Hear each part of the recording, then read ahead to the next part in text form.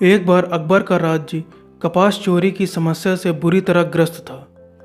सभी जुलाहे कपास की काला बाजारी से परेशान थे। यद्यपि बादशाह ने इस समस्या को खत्म करने के लिए कई बार कपास का आयात किया, फिर भी कपास की समस्या जस की तस बनी रही। अकबर इस समस्या से खिन्न थे। उन्होंने कपास की काला बाजारी रोकने के लिए एक सख्त नियम बनाया था। फिर भी आयात किए गए कपास की चोरी में गिरावट नहीं आ रही थी। उनकी समझ में नहीं आ रहा था कि चुराए गए सारे कपास कहाँ जा रहे थे। विदेशों से कपास का आयात बंद करने का निश्चय कर उन्होंने सभी जुलाहों को दरबार में बुलाकर बात की। अब से कपास का आयात नहीं किया जाएगा, क्योंकि कपास की चोरी कम नहीं हुई है, इसलिए कपास के आयात पर रोक लगा दी गई है। जुलाहों के लिए यह बुरी खबर थी। उनके पास करने के लिए कोई काम नहीं था। कपास के आयात पर रोक लग जाने के कारण सभी बेकार थे। एक दिन सभी जुलाहे एक साथ बैठकर वर्तमान परिस्थितियों से निपटने के बारे में विचार विमर्श कर रहे थे।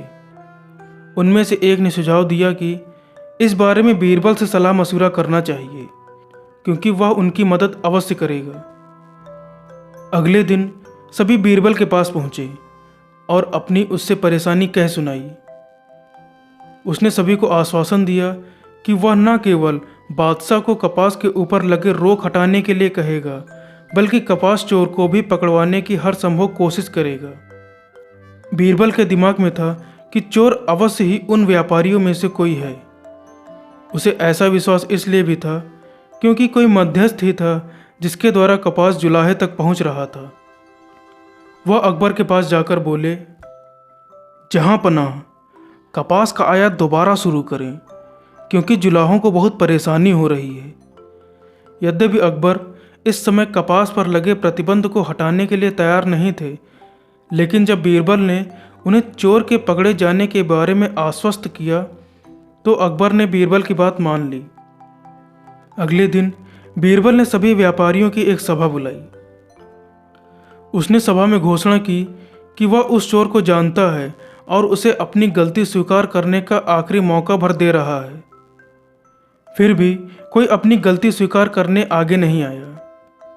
तब बीरबल ने कहा कि उसके पास कपास के चोर को पकड़ने का तरीका है।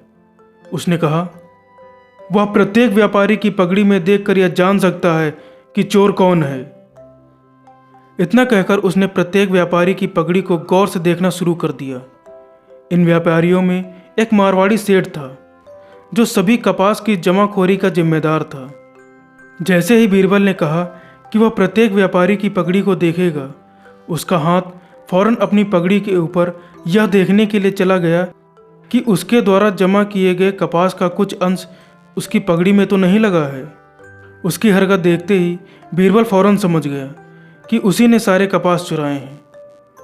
बाद में कपास की कई गांठें उसके गोदाम से बरामद की गईं। एक बार फिर बीरबल के कारण समाज में फैली अव्यवस्था समाप्त हो गई।